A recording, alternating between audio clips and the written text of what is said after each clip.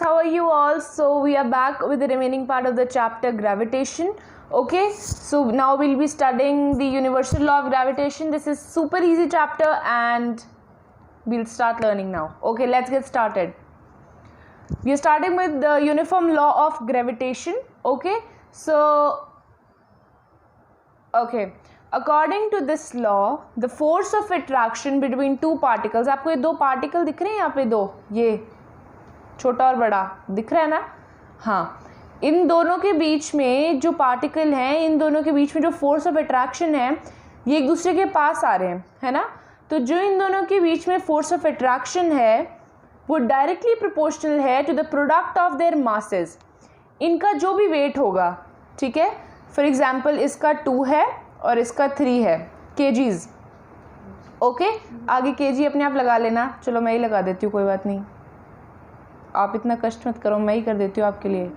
Okay, so force of attraction between two particles is directly proportional to product of their masses. इनका mass क्या है 2 and 3, इनका product क्या होगा। So force of attraction means F is directly proportional to product of their masses. इन दोनों का product क्या होगा m1 m2। Let's not take it 2 and 3, let's take it let us take it m1 and m2। आपको उससे ज़्यादा समझ आएगा और उससे वैसे फॉर्मूला भी डिराइव हो जाएगा, ठीक है।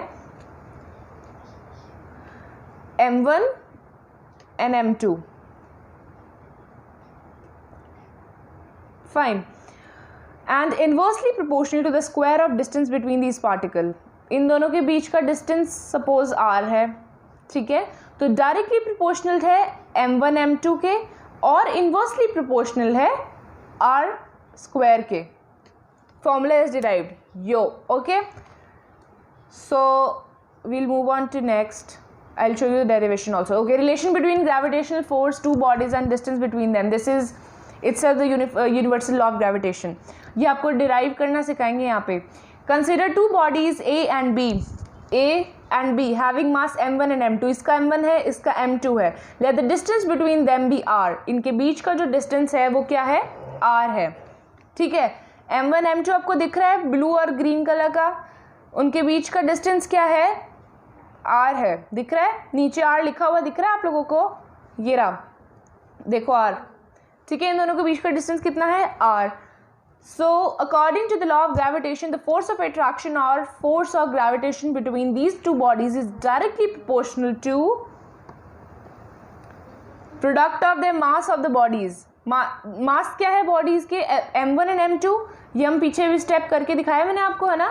तो F directly proportional to m1 and m2 and second is inversely proportional to square of distance between their bodies.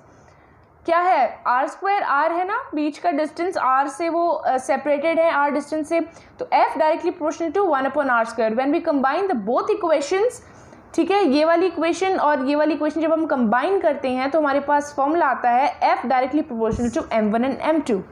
और मैंने आपको पहले भी बताया था कि डायरेक्टली प्रोपोर्शनल का जब भी हम साइन हटाते हैं तो एक कांस्टेंट आता है which is known as proportionality constant, और इसमें क्या आएगा g आएगा which is known as universal gravitational constant, ठीक है। ये आपको फॉर्मूला दिख रहा है F equals to g m1 m2 upon r square. ये फॉर्मूला हमने डिराइव कर दिया और इसमें g क्या है proportionality constant which is known as universal gravitation constant. It also has a value which you will be studying further. So g is constant and is also known as gravitation constant. Let's move on to the next, acceleration due to gravity। Acceleration मैंने आपको बताया है क्या होता है motion chapter में, so need not to repeat it again। The acceleration with which a body falls toward the earth। कोई body है जिस स्पीड से, किसी एक्सेलरेशन से, जिस एक्सेलरेशन से कोई भी ऑब्जेक्ट जो अर्थ पे गिर रहा है due to gravitational pull is known as gravity acceleration due to gravity, ठीक है। एक्सेलरेशन ड्यू टू ग्रेविटी क्या होता है, एप्पल जिस स्पीड से न्यूटन के सर पर गिरा था उसे हम एक्सेलरेशन ड्यू टू ग्रेविटी बोलते हैं, अब ज़्यादा समझ आएगा शायद, ओके ठीक है। It is denoted as G, G से डिनोट करते हैं and G has a value 9.8 and some time we also take it as 10 because 10 से हमारा ईजी हो जाता है न्यूमेरिकल करना, और 9.8 थोड़ा पॉइंट्स में आता है तो वी फेस डिफिकल्टीज। ओके, समझ आया acceleration due to gravity? Factor on which acceleration due to gravity depends.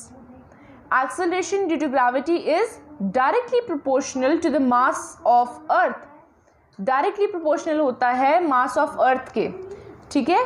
जी जो होता है डायरेक्टली प्रोपोर्शनल होता है मास ऑफ अर्थ के, and inversely proportional to square of radius of अर्थ।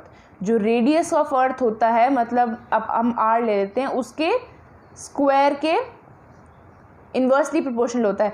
आपको ये फॉर्मूला दिख रहा है F equals to M A, पिछले चैप्टर में पढ़ा था force and laws of motion में, F equals to M A जिसको आप सेकेंड लॉ बोलते हैं, but F equals to M A second law all time correct नहीं होता, इट इज़ 50% करेक्ट। ओके, आज के बाद नहीं बोलना F equals to M A second law होता है, ठीक है। तो जी एम एम, दो बार एम क्यों लिखा है यहाँ पे, क्योंकि दो मास है, ठीक है। तो G M M upon R square equals to M A, force अभी हमने पीछे ही निकाला है ना, G M one M two upon R square, तो इसमें भी ऐसे लिखा हुआ है G capital M small M upon R square, F की जगह हमने वो लिख दिया और एम ए की जगह हमने एम ए ही रहने दिया। Then cancelling M on both side, दोनों साइड पे एम कैंसिल हो जाएगा, इधर से भी और इधर से भी एम कैंसिल हो जाएगा, and then we get A equals to G M upon R square, A equals to G M upon R square, ठीक है।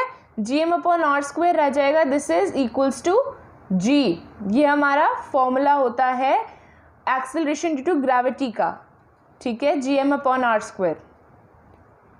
पीछे हमने पढ़ा फोर्स का क्या होता है, G M one M two upon R square, right. Next is free fall, ये आपको एक बंदा दिख रहा है इसके अंदर, ये जो गिर रहा है यहाँ से, इसे ही फ्री फॉल बोलते हैं, इजी है ना बिल्कुल।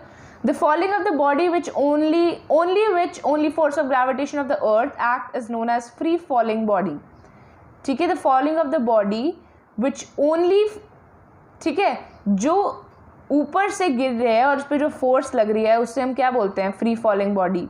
ये जो इंसान ऐसे गिर रहा है ना ऊपर से, हवा में से जो नीचे गिर रहा है, आपको दिख रहा है ये रहा, ठीक है, ये जो आपको दिख रहा है ना, ये जब नीचे गिर रहा है ना, इसे हम फ्री फॉलिंग बॉडी बोलेंगे।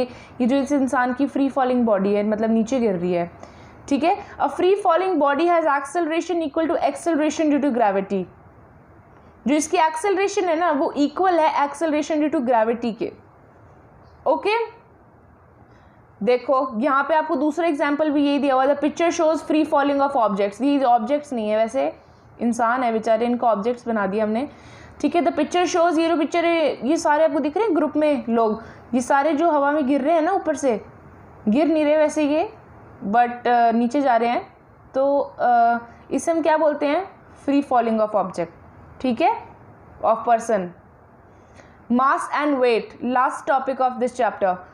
मास और वेट को ज़्यादातर लोग सेम बोलते हैं, जो कि नहीं होता। मास और वेट टोटली अलग होता है।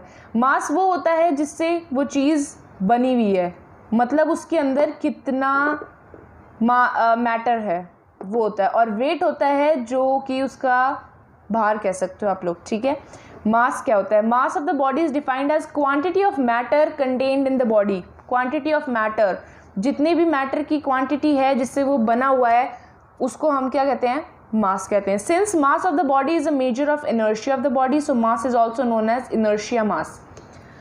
जो मास ऑफ द बॉडी होता है वो इनर्शिया ऑफ द बॉडी का मेजर होता है, ठीक है। So mass is also known as inertia mass. ये ज़्यादातर नहीं पूछा जाता इनर्शिया मास। मास और वेट की आपसे डेफिनेशन पूछी जा सकती है, डिफरेंशिएट करने को बोला जा सकता है आपको। Unit of mass is kilogram. 2 marks का आ सकता है आपको question, differentiate between mass and weight. Unit क्या होती है मास की, किलोग्राम्स, ठीक है, सिंपल। वेट क्या होता है, the force with which the body is attracted by the अर्थ, ये होता है वेट। जिस फोर्स से बॉडी, आपकी जो बॉडी है वो अर्थ अट्रैक्ट कर रही है, force with which a body is attracted by the earth is known as weight of the body. जिस फोर्स से जो आपकी बॉडी है वो अर्थ की तरफ अट्रैक्ट हो रही है उसे हम वेट बोलते हैं, ठीक है। ये आपको मास और वेट का डिफरेंस दिया हुआ है, देखो मास of the body remain constant. Mass constant हो सकता है ना, मतलब हर बार कांस्टेंट ही रहेगा, एक बॉल है उस बॉल का मास कांस्टेंट ही रहेगा, बार बार बदलेगा तो नहीं। वो केस आप मतलब उसको एक्सेप्शन समझो कि उसकी हवा कम है या वॉटेवर, बट हर टाइम उसका मास सेम ही रहेगा, चेंज नहीं होगा, उसका वेट चेंज हो सकता है। Weight of the body changes from place to place. हम लोग अगर मून पे जाएंगे तो हमारा वेट कम होगा, है ना, मास तो नहीं चेंज होगा, मास वही रहेगा, वेट चेंज होगा। मतलब मास चेंज होता रहता है, मास इज कांस्टेंट, मास नहीं चेंज होता, और weight is variable, weight variable होता है एंड मास इज कांस्टेंट, ठीक है। Mass of the body is never zero, mass of the body कभी जीरो नहीं हो सकता, होता है कभी, देखा है? अगर वो चीज़ एग्जिस्ट कर रही है मतलब मास है उसमें, अगर वो चीज़ है तो उसमें मास है ना। और wait of the body at the centre of the earth is zero, जो हमारा वेट होता है ना वो अर्थ के सेंटर पे जीरो होता है, ज़ीरो होता है। आप जा सकते हो, जिनका थोड़ा वेट ज़्यादा है अगर उनको खुश होना है तो वो जा सकते हैं वेट ऑफ द बॉडी, मतलब अपने बॉडी का वेट करने के लिए सेंटर ऑफ द अर्थ पे आपका ज़ीरो दिखाएगा, आप खुश हो जाना, ठीक है। Mass is a scalar quantity, mass scalar quantity होती है, scalar and vector you know, I am not telling you again. Mass is scalar quantity and weight is vector quantity. Mass is measured in kg, mass kg में weight measure होता है, और जो weight होता है weight is measured in kg weight और newton, ठीक है, इसकी यूनिट है ये वेट न्यूटन, ठीक है। Mass is measured bye a beam balance, जो मास है वो बीम बैलेंस से मेजर होता है, बीम बैलेंस एक वो होता है इंस्ट्रूमेंट। और weight is measured by weighing machine और स्प्रिंग बैलेंस, जो हमारा वेट है वो मेजर होता है। हम वेट अपना मेजर करते हैं या मास मेजर करते हैं?